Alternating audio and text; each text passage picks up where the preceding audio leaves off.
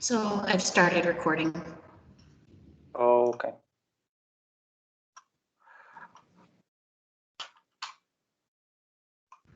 Yeah, let's go to, okay, so you're all familiar with the Dash repository. Let me just do a quick lookout of what we've got over there, and I will explain how it is related to the work that I've been doing. So I have uploaded two directories to that repository. First one is Serious Pipeline. This is our first version of the pipeline that should express all the packet transforms in a very precise way, and it is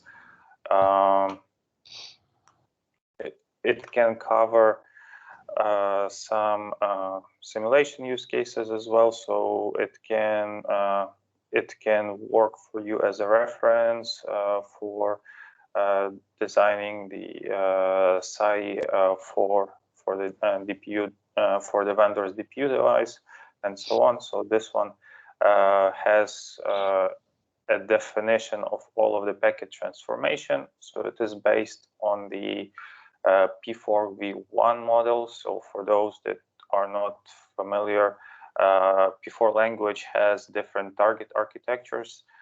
Like any other instruction set, basically it can compile to different hardware. So this one is based on the generic kind of the also a software-oriented V1 model that has just two control blocks that you can program, ingress and egress. All of the code is based in the ingress control block, and all of the transforms are done there. Also, besides that, we have some stuff defined that is not part of the official P4 language. Like if you look into the connection tracking, so this part is under a special define because it won't compile if you would just take the regular open source P4C frontend. So this one describes stateful operations done on the packet, in particular connection tracking. So it can basically, it allows us to define tables that will learn connections, actions that we take upon that, and how it interacts with the rest of the pipeline. So this one is basically this is not available right now as part of the simulation. And yeah, and another piece that is kind of custom to what to what the vanilla P4 allows you to work with is a few new match kinds.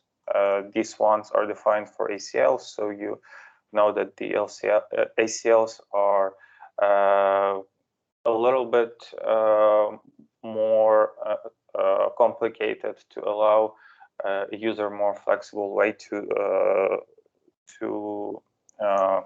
configure access control. So these ones do match on the list and list of ranges. So these also are kind of work in progress. They are not supported for the simulation, but instead, when we do the simulation, which I can also show you later,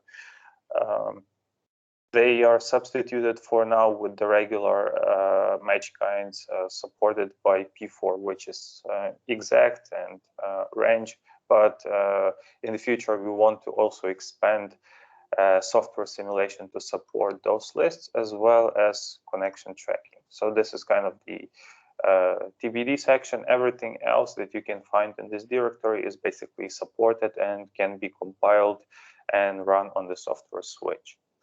So this is one part that we have in Dash. Second one is SAI. So this one is the interesting part about SAI is that we have this overlay API, which describes all of the Dash related packet transforms. And this one is generated from the compiled P4 application.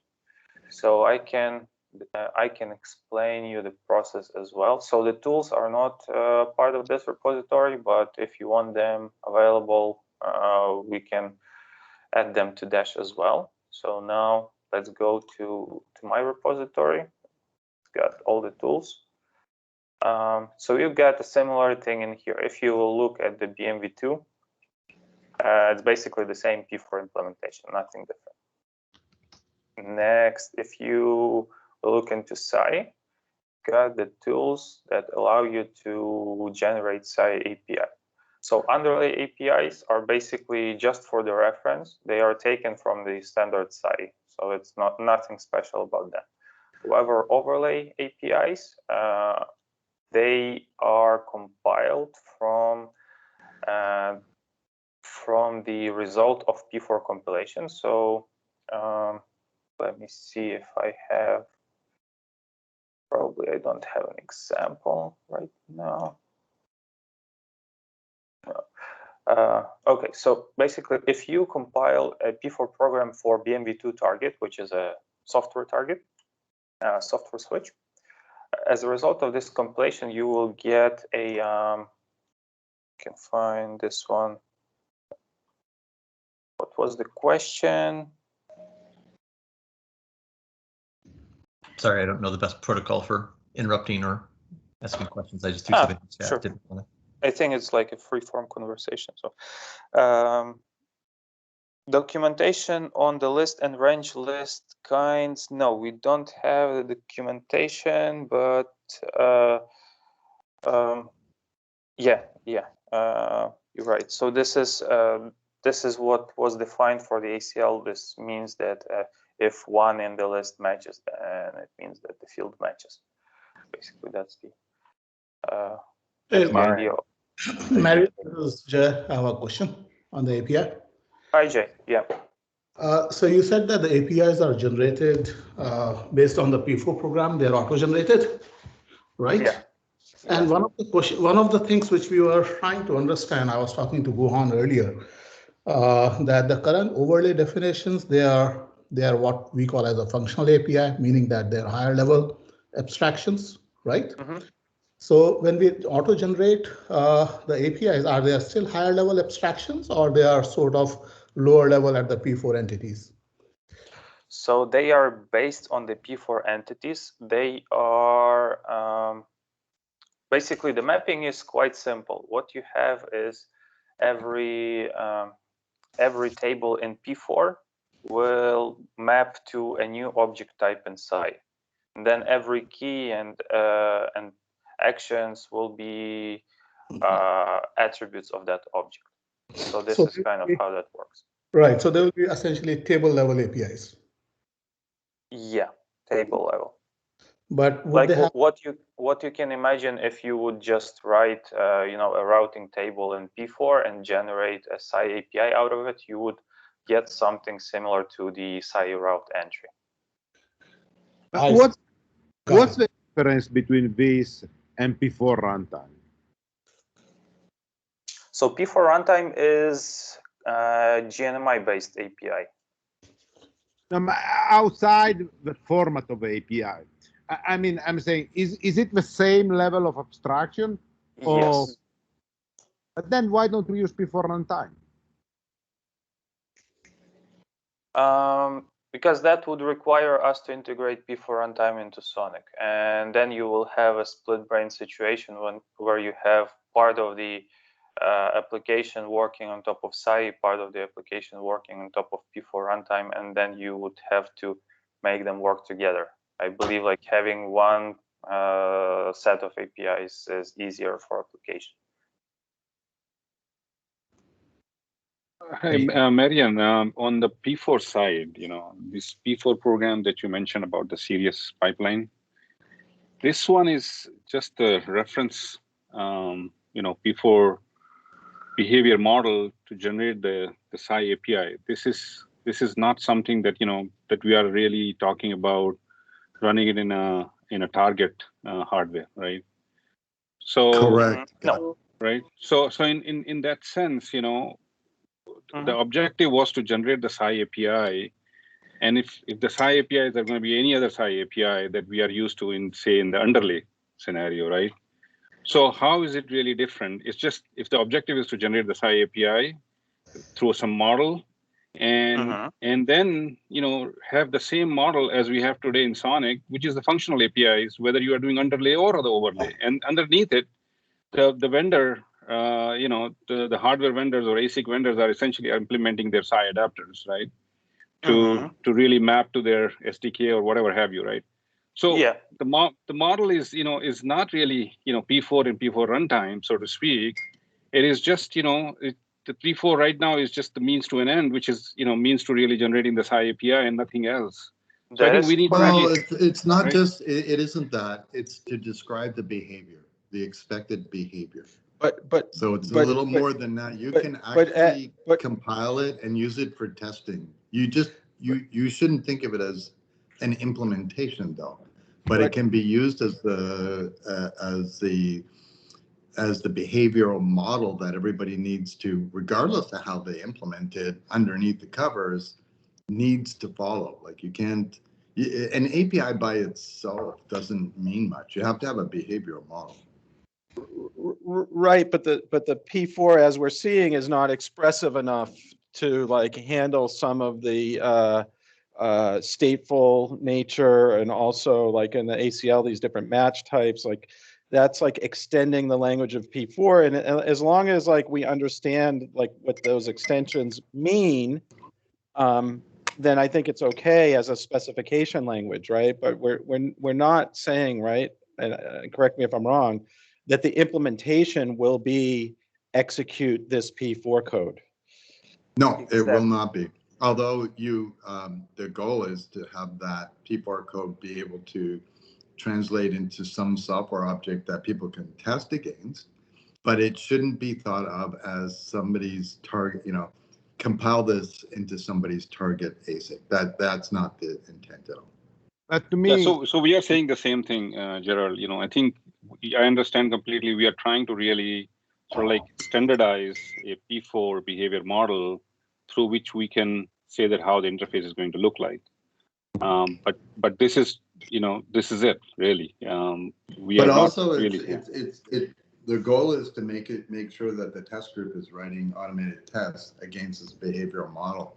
And then they don't care what's under the covers. They really don't care which ASIC, which technology they use. But from this model, they can build their test cases. Sure. And they should match exactly. Yeah. Absolutely. Absolutely. I agree. And in the end, I actually want to simulate, you know, larger topologies using the software models, even though they're slow. It's okay. We can still do that. I am okay with all what has been said, but I want to standardize one thing. My concern is I don't want to standardize both the behavioral model and the API, because there will always be inconsistency between the two. So if we decide that we go down the route of standardizing the behavioral model, then the tool needs to become integral part of a standard.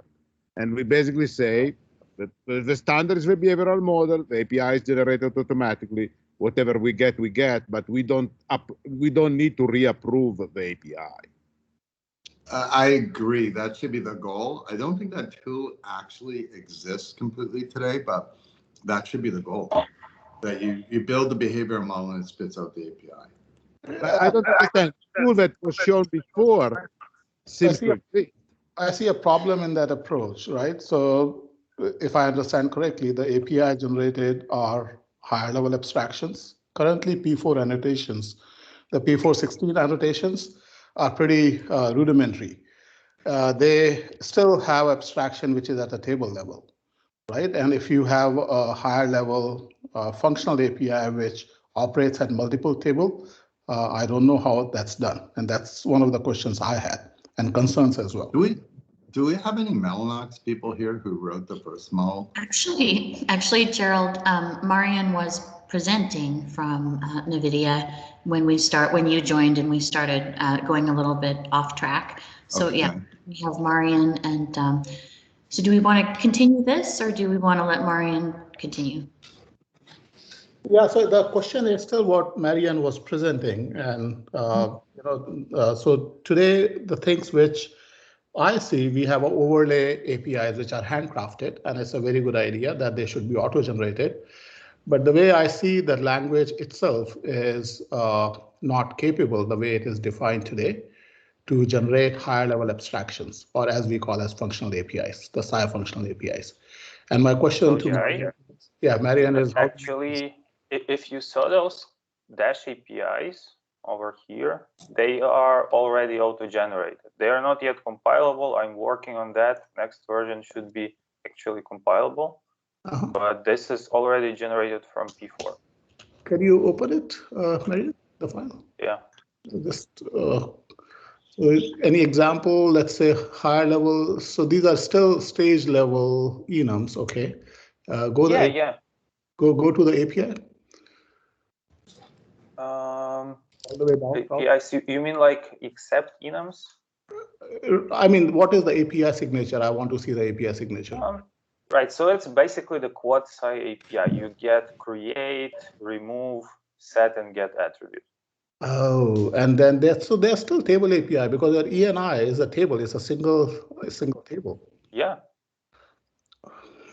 So then I'm trying to understand what is your expectation. So my expectation is, let's say I have to create ECMP information, let's say, and ECMP information may span over multiple tables.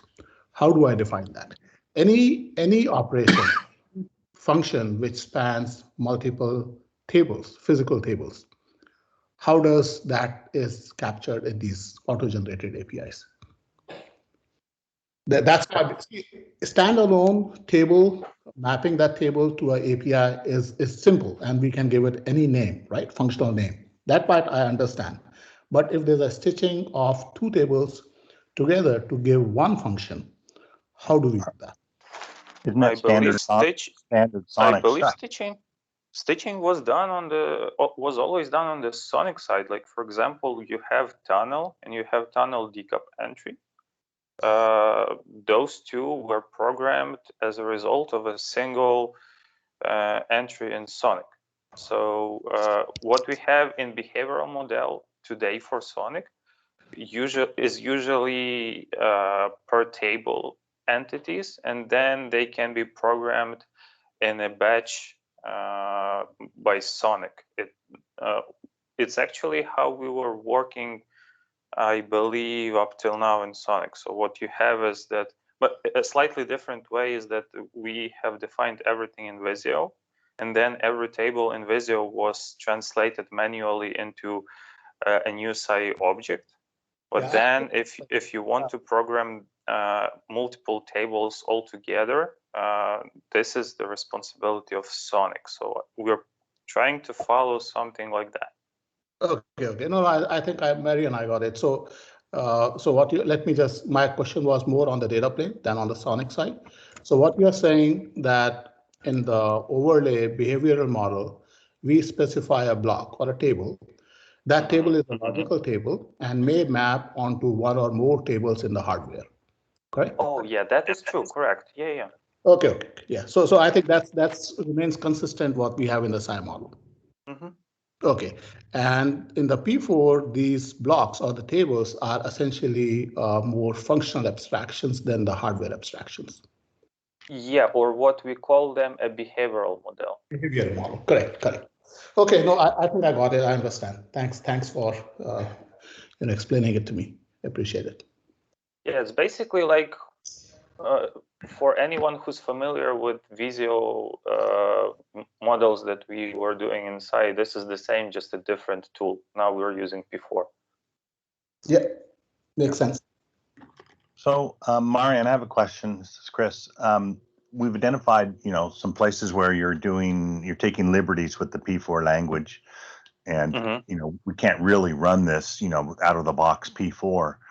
Can you give us kind of a 10,000-foot view of where we're heading and what needs to be done to get there, where this actually is something usable in general? Oh yeah, so as I mentioned, there are two things not supported by standard P4. One of them is new match kinds. Let me see. Series pipeline. If you go to the ACLs, they define new match kinds. Right. So you can compile it. However, your simulation or your software switch needs to support that.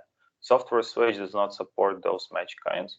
This is what needs to be done, number one. So basically, what I'm using as a software switch is P4 behavioral model, or BMV2. Yeah. So I have a question. Just before you move on, you show me that snippet of code where you identify the match kind. My understanding, someone's phone. My understanding is you can only specify new match kinds in the model file, or the architecture file. So are you going to define a new architecture other than V1? Is that the long-term goal? I don't believe we are going to define a new architecture, but you can define as maybe I don't know something, but I was able to just define new match kinds in my files, not necessarily in the architecture. Yeah, I put a comment in when you did the commit for this, when you committed this to the main, I put in a comment that showed a piece of the P416 language spec that says that can only be defined in an architecture file. So the compiler may not care, but maybe a compiler doesn't really care about that. Okay. Yeah, but that might just be a happy accident. So that's just one thing to put on the side and figure out how to reconcile. You know, we have Andy here who can grok that and maybe he has some comments or something, but we probably ought to reconcile that. And then if you have other constructs like in the connection tracking, you know, those look like fundamental language additions, correct? Yeah, correct. So connection tracking is a totally new concept, which is based on state table, the one that can keep state, basically learn entries itself. So the whole file is not supported by standard P4. However, what we have is kind of the POC stage support in the behavioral model, which is not compiled from P4, but as you know, the behavioral model or the software switch, it uses the JSON output of the compilation to use as a pipeline. And you can basically inject definition of this construct in the JSON format into the pipeline. So it will actually, our version will be able to do learning itself. But this is, as I said, this is only the POC stage, and at this point, I don't know how we are going to contribute that. So this is something like an open question right now. But all this file is totally kind of like alien to P4 language. Right. So that again, at the sort of the 10,000 foot level, what are the goals and milestones of this contribution? You know, looking forward, and maybe you don't have it mapped out in an easy to present form, but in high level, I can. Here. Yeah, I can describe. So basically, we would like to have the following things. We would like to have all the P4 as part of the dash, and also the tools to generate the APIs. Right now, we contributed the APIs themselves, but if the community agrees that we will have an open source tool, and then we don't need to revisit the APIs, just rely on the tool itself to generate them, we can contribute the tool and work together on improving it. And after that, we also want to run simulations against this one. So it will require us to add support for translating from SAI to the format that is recognizable by the software switch, so that you can program the software switch, kind of like doing the SAI adapter for the software switch platform, and expanding it to the test. So this is what we. what we intend. So Marian, to have. yeah, in order to do that, I mean, these are definitely great goals, and then I completely agree that we should do that. Clearly, one thing is that from the API perspective or from the P4 behavior model perspective, this may change, right? I mean, we may find something that, okay, we need to really enhance that, and for that, if the tools are open source, then we can easily generate the updated API, so to speak, right?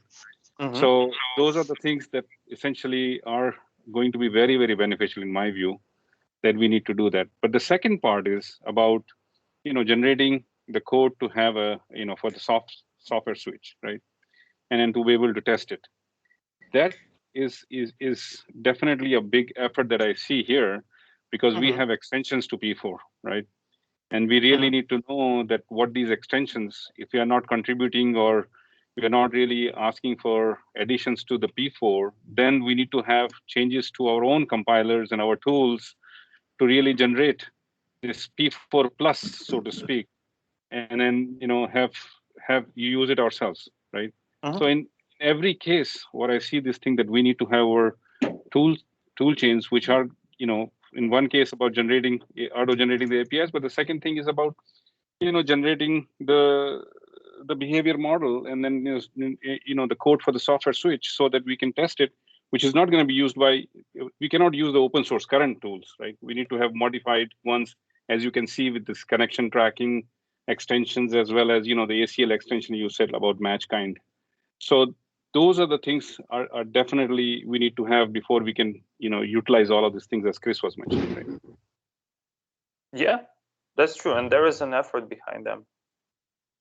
I think what will be helpful is to get some visibility into the steps, all the things that we need to complete to get to each milestone, at least the big things like language changes or simulator, and at least we'll know what the gaps are and the milestones along the way.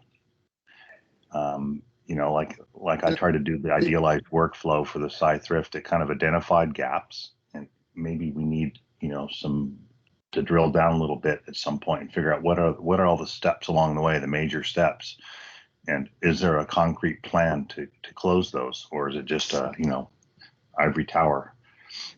Yeah, I second also that. you need to I would to stagger this. You need to stagger this a little bit too, because the ambition to be able to just generate a software model of it is great, but in the meantime, there are people with ASICs that can develop and want to test even before that occurs, right? It doesn't have to be all or nothing. It can be like, well, we need a tool to generate the API first, and then people can work with that. And then if we can simultaneously develop a tool to generate the code, fine. But if we can't, work doesn't stop. Right. I agree. Yeah.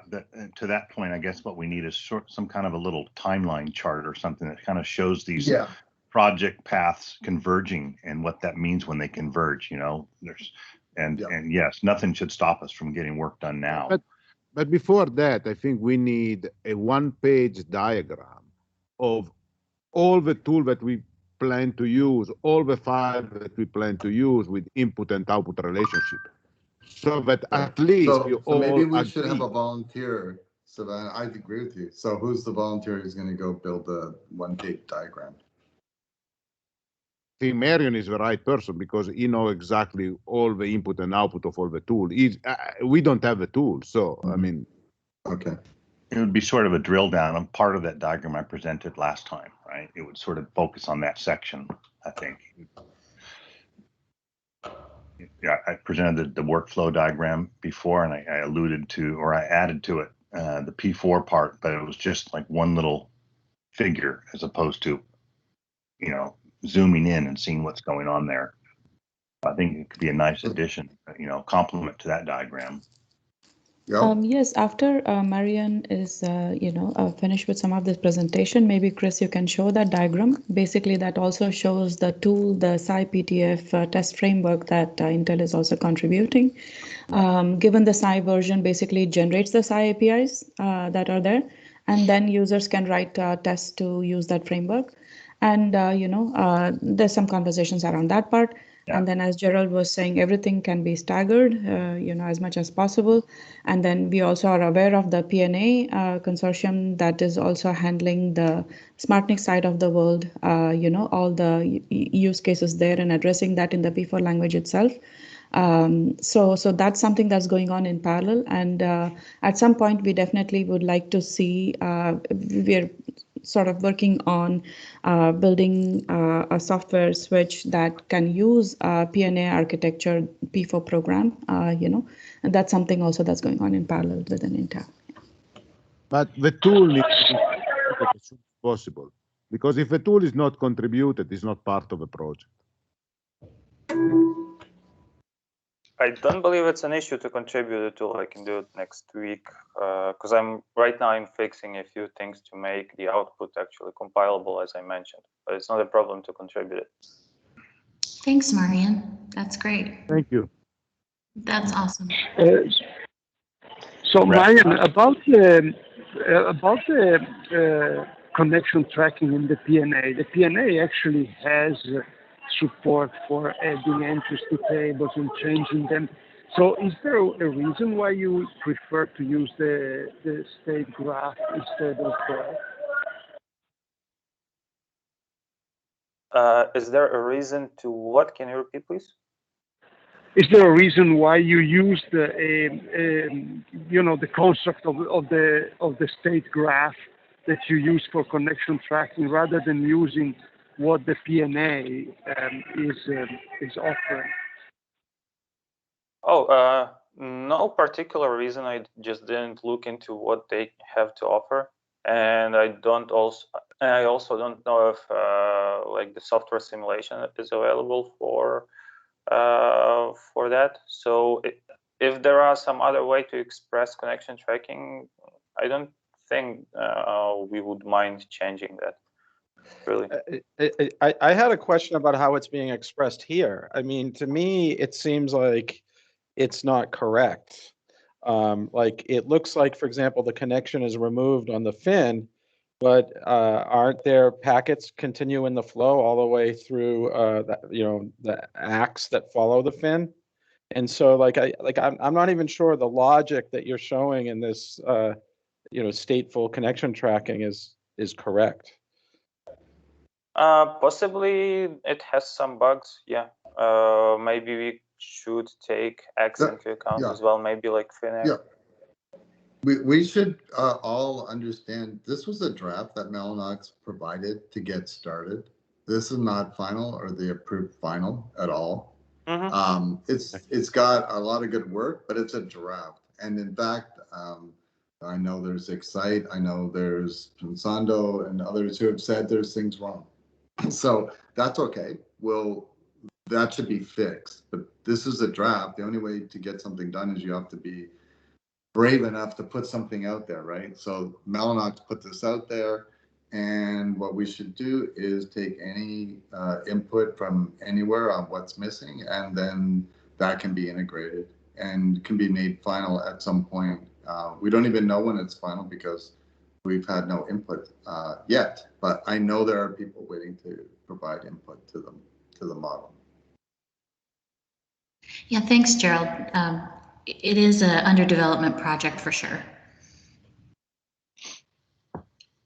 The alternative would have been for Mellanox to put nothing forward, and then we'd be staring at nothing now. So I'm actually very appreciative that they put this forward. Right, Gerald. But it's like it seems like a lot of the conversation is about like the tooling and the flow and everything, and like less about the correctness of the model. I just didn't understand like whether that was a priority or not. Yeah, definitely a priority. You can have multiple streams of work being done, though, right? There's a lot of people that come to this meeting. We can break up the work across multiple sets of people who want to work on different things, right? But this is definitely a priority to get it right. We have a proprietary version of this, which we can help with eventually, trying to compare our proprietary version to this. In the end, because in our network, they're both going to exist simultaneously, and we're going to program them simultaneously, and they have to do exactly the same thing. So But in the meantime, yeah, all the input would be great. And I already know of 2 companies that have input for this. Gerald, I have a very basic crib. The meeting is as a test work group, and that's why I ignored it. Apparently, it's not a test work group. It's much more than that. Can somebody fix that? Or you want to stay with a test group and span different meetings and create a different group? Yeah, Christina, you could actually break this a little bit up. The behavioral model itself shouldn't be done in the test group. To be honest, I agree. It should be done in a different group. Could be the same people go to that meeting, but Yeah. if they want to. But Yeah. the test group should be focused on testing, and then Right, another group should be focused on getting the behavioral. Because there's 7 of these services, and there'll be more over time, right? Yeah, but you So guys another have to group you guys have to understand that these questions stemmed from the test work group where we were trying to notate the testing workflow, and then the questions around P4 came up, and that needed to be understood in the testing group, which kind of fostered this meeting. So, but we can certainly do that. So there is no Dash working group per se? There is, but we needed to crawl before we walk. It seems like everybody wanted to attend this one, so there's a lot of talk in this one. Yeah, no. My thinking is the test framework comes once we have an agreement on the framework itself, right? The tool chain, the pipeline, the constructs, etc. I guess that's not exactly how we saw it. We wanted to get started with the testing and how we were going to construct the testing workflow, and needed to nail down exactly how certain things were being done, and so that's where we started. But perhaps we should. To be honest, we wanted to set it straight right from the beginning. Test is #1 priority. A lot of times people put test after the fact.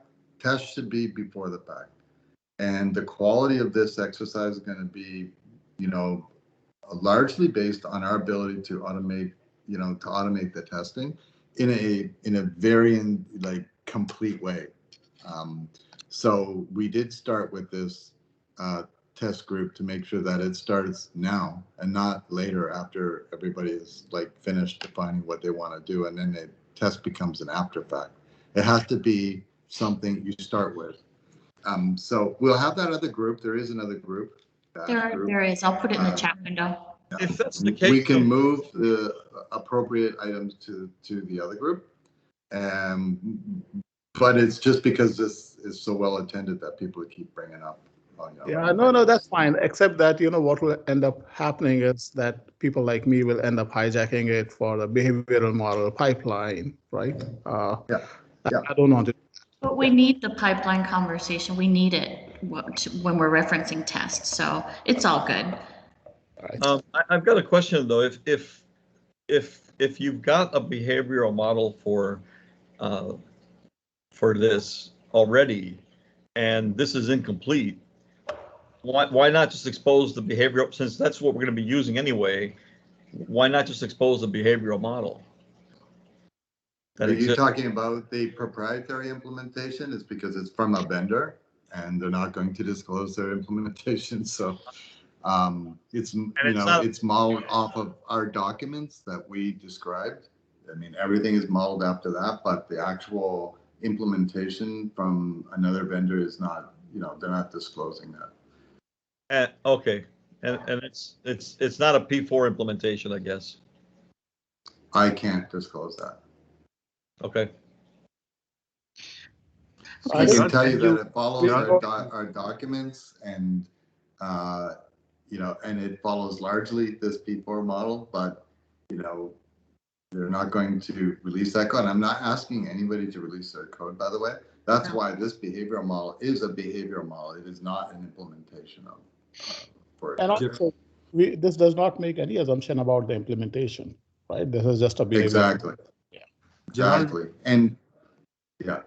Gerald, can you confirm that, because one thing we agreed is that we will use P4 as a reference model as a single source of truth to describe the behavior, right? So that's and then other implementation, we want to go in parallel. We don't want to wait for it. We have psi.h as a reference to keep working.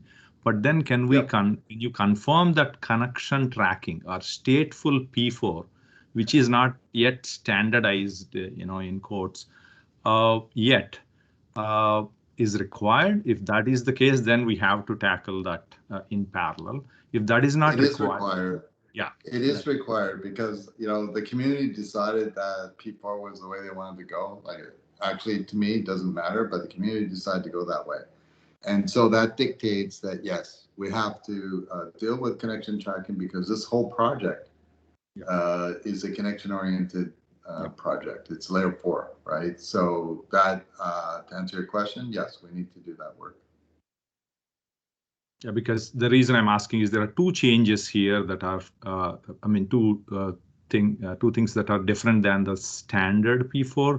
One is on the match kind, but match kind looks like is a syntactic sugar. What it means is that I could translate that into regular P4, hopefully, by enumerating port numbers from port ranges. Whereas connection tracking, I can't do that. So I cannot produce community agreed standard P4. I cannot produce that from this stateful implementation. And there'll be multiple implementations. Everyone has their own way of looking at it right now. I think we can't be pure. We're going to have to make extensions. I mean, we have to make progress, and as long as we're going to go down this road of P4 behavior models, and we'll call them P4 plus now, then that means that we will be responsible for making and offering the code to make that happen as a community, however that's going to occur. Otherwise, we need to take a different approach, but I think this is the approach people have agreed upon. But as far as connection tracking, we can do it with the standard PNA, with what is standardized in the context of the PNA. I highly recommend that because the PNA working group is going on, and I don't understand why we should do something different. Yeah, we shouldn't have a unicorn, right? In the language or in the architecture, we should try to align and converge. I would agree. Well, one thing I want people to understand, though, the difference between this and all other standards is these are the use cases that actually get deployed. Nobody's ever published it ever. And so people go and they develop APIs to make the most general cases work that are unknown. They're unknown cases. They're just like, okay, I built this API and now you can do anything. And that's why no one else has ever been able to get the performance that we have. We have implementations that does millions of connections per second. That's never been done before because the use cases were so generalized that you could never reach that. All the implementations were dealing with this kind of like unknown, must do everything kind of thing. And this Sonic Dash initiative is to demystify what needs to get done so that you don't go off and just continue to develop APIs against some future thing that nobody knows is ever going to occur. And so the danger is that when you say, oh, well, let's just adopt something else. I don't mind adopting other stuff. I have no problem with that. But don't go in it with your eyes open that we're not looking at building anything that's less than millions of connections per second. And that's not tens of millions of connections being tracked, right? That's the whole purpose. What we found is in the past, because we did the same thing, we built a software implementation and software hardware combination implementation that was super, super generalized and hence super slow. And we want to avoid that. That's why we published these 7 services to show people that you don't need to go off and build that, this general approach. If you build this, you get a full suite of services and you achieve finally the millions of connections per second that we were looking for. Effectively, we make connections invisible to the applications. So keep that in mind when you talk about reuse. We are not, our purpose is to publish and reduce this flexibility down to what's needed, not to leave people wondering, is my implementation something you can use? And they never know. In fact, we've never been able to adopt technologies under that circumstance because they go, I don't know.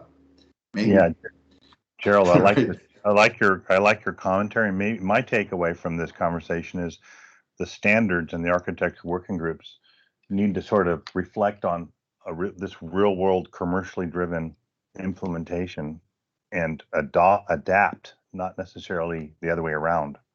That maybe there needs to be a convergence. It would be nice to have one way of doing things, but maybe the language and the P&A architecture need to be taking this into account and maybe morph a little bit so they are one and the same, or Dash uses a subset of the standard so that we're not having two completely decoupled things, right?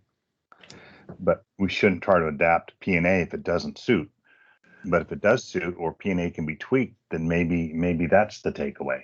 Because this is probably like the first large scale, embodiment of a smart NIC type of usage for P4.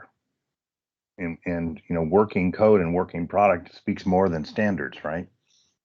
That's the open source mantra, right? Code over spec. And so I think one of the ways you can look at this, and it's not, everybody shouldn't look at this, everybody's not a startup, but if I was a startup, and I've done 3 startups, and somebody said to me, if you just do this, you'll have a full implementation to offer the market, I can actually come out with something that I can offer the marketplace, and then it can be modified from there. Today, new technologies are not adopted because it's too hard. I mean, what are you going to do with it? It just doesn't fit. There's too much work to do. You have to standardize on that one supplier, work with that supplier for years trying to get it right. Or you do what we're doing here and you say, like, no, we're demystifying this. This is what you need. And if you have this, just like sonic switching was the exact same thing, new switch vendors exist today because Sonic allowed them to build them, and they came out to the market and said, I'm not making up a new NOS, I have this Sonic NOS. And even if they had a second one, they had one that a lot of people could look at and judge their switch by, test it, know that they had the proper behaviors. And in our case, we just deploy them, right? So, and others do now as well. We want the same thing for this market. We want to be able to deploy multiple technologies. So, without Gerald, a bunch of years of work trying to integrate it into our systems. Yeah. So, quick question on your description, as you mentioned, Gerald. Like, initially you're targeting like 7 services, as you mentioned, right? So, do we have I haven't really looked at it in detail, but all these behavior model that we have in the serious pipeline, do we is that? I mean, all these behavior model, are they really tackling all the 7 services currently, or do we still have more work to do there? Well, we only started with the VNet. The other 6 in English form, they're all described, but not in this programmable form. So only VNet exists in this form, and we will define the other 6 once we get this one done, because we have to start somewhere, because we need to test it up. Remember, test is number 1. We need to actually start the group, start the test group, start this, make sure everybody agrees on how to approach this and how to auto-generate things, blah, blah, blah. Once we get that done, then we will go off and define the remaining 6. But the 6 that are remaining are described in English terms. Okay, thanks. Okay, so we have we're actually over. We have, if anyone can go further, that'd be great. So should we let Marian continue, or should we switch over to the testing slide that we had presented last time and let Reshma have a minute? Marian, was there a lot more to say on this part of the presentation? I believe not. I think like for the next meeting or two, I can work on what you mentioned, like the description of the flow, how it should all come together, how you compile it, how you generate Sci API out of that. So I think everyone's got an idea. Next steps will be more concrete, what gaps we have, how to use it, and so on. Do you need any help? To generate a list of gaps and milestones, probably not. Later on, when we will try to assign someone to them, then I will ask for help. Okay, thanks, Marian. And then maybe you can integrate it with what Chris did in his flow diagram, so that you have like we start building one tracking mechanism of things to do. Okay. Or find some way of doing that, but let's not have like 5, 6, 7 different ways of doing this. Maybe we just combine our efforts. Yeah, I'm happy to also to help as, like drawing robot if you want help with diagrams and stuff. Looks like Andy has a question. Is there any documentation on the state_graph keyword? I will need to check with my peer that is in the P4 community if we have something like that or not. So I'll get back to you. I personally do not have, but I will check with the guy who is actually involved in the P4 community from our company. Okay. Chris, do you maybe want to pull up the testing workflow? Yeah. Okay. Marian, thank you, Marian, for your expertise and your time. Okay, I guess, is my screen showing? Yep. So Marian's discussion was kind of involved in this area here, this P4 to header files and simulator workflow. And Reshma, I think, wanted to talk a little bit about this Sci-Thrift generator. And this PowerPoint and PDF are in the repo. So people are welcome to take this and use it to build on if they want to make pretty pictures. Reshma, did you have anything you wanted to say? Thank you, Chris, for bringing this PowerPoint up. So last time we had discussed about using PTF framework that Intel is adding to be able to generate the Sci APIs. And then, as we upstream some of the test cases, we can enhance that to make it, to extend it to SmartNIC side of things, and also add extended test cases using that framework. So we had an internal meeting earlier with Christina and Chris and Intel folks. So we should be able to extend the framework because it should be able to work with any Sci device, not just the switch. So it should be extendable to SmartNIC. Again, the test cases have a lot of dependencies, and they are geared towards building and testing a switch, and not really SmartNIC. By that, what I mean is the number of ports, those expectations are different. And today it is geared towards testing with the sonic management test framework that is already there. So there will be some changes that are required in the test framework. The test framework itself is being upstreamed at this time. I think that activity will be completed by January. But if we were to extend that for it to be usable in the SmartNIC side, then there are some changes needed, and we are okay to take up some of those activities, work that is needed to do that. But again, starting January, again, we'll be working with Guhan and team to be able to achieve that. That's pretty much all I had. Thank you, Reshma. To clarify, that would be getting this part of the workflow into the test code generator. Right now, you just take this, and what we want to do is somehow work this in it and then build test cases and parameterize this whole thing so that it can accommodate different platforms, right? Different targets. That would be the ideal. Yeah. And maybe Reshma, could you take a minute to introduce Andy and the members of your team in case the rest of us aren't familiar and haven't been introduced? Yes, Andy is, Andy, do you want to introduce yourself? He co-chairs the P4 org and is a main activist in the PNA as well. I've forgotten more about P4 than is healthy for a person to have ever known. Mentally healthy. Yeah, no, just I've been a data plane wonk for years at Cisco, and so now at Intel, and co-chairing the P.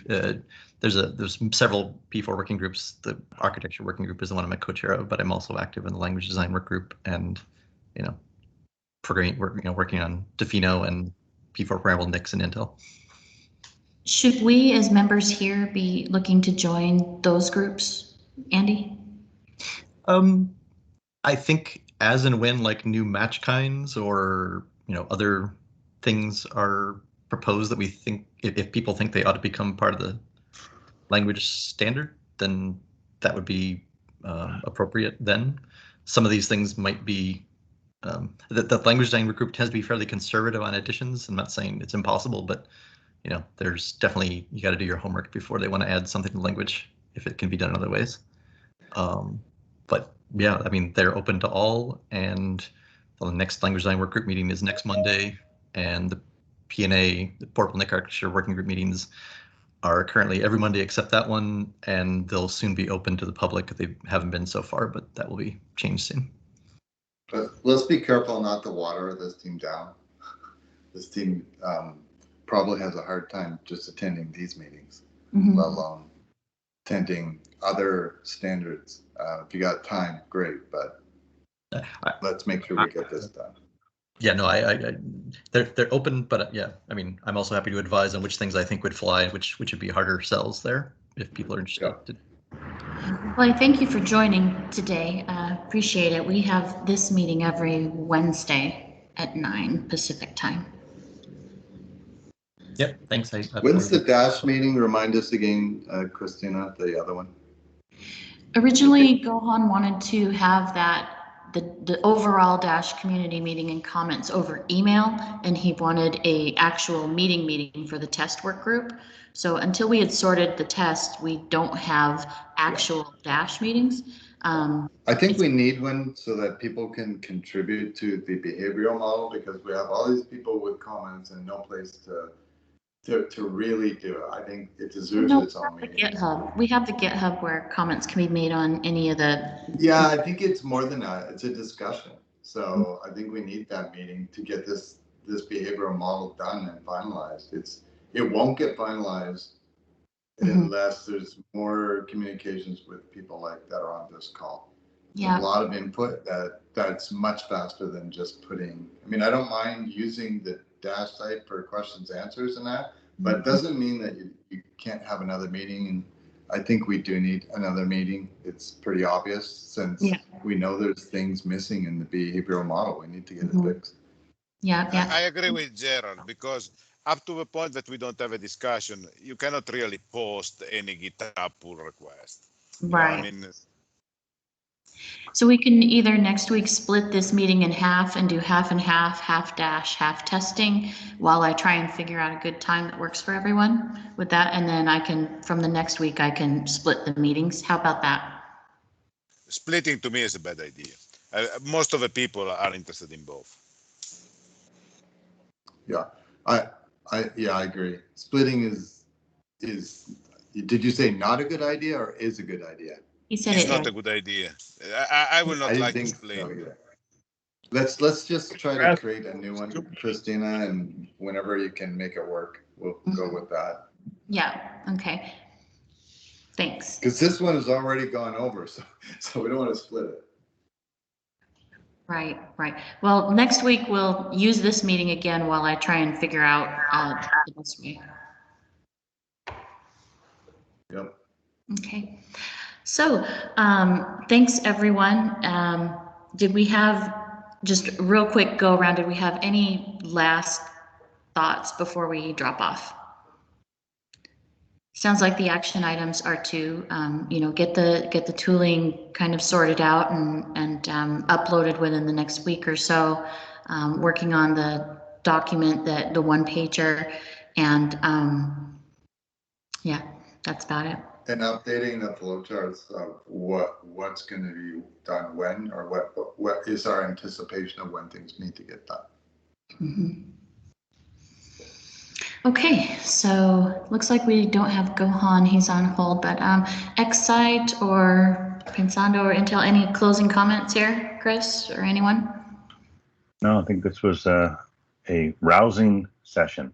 Yeah, okay. Again, Marian, thank you for coming, and Andy and everyone, Gerald, so we'll get together next week. Thank you. All right, thank you. Thank you, bye-bye. Appreciate all you guys. Yep. Thank you. Thank you all. Bye-bye. Bye. Bye-bye.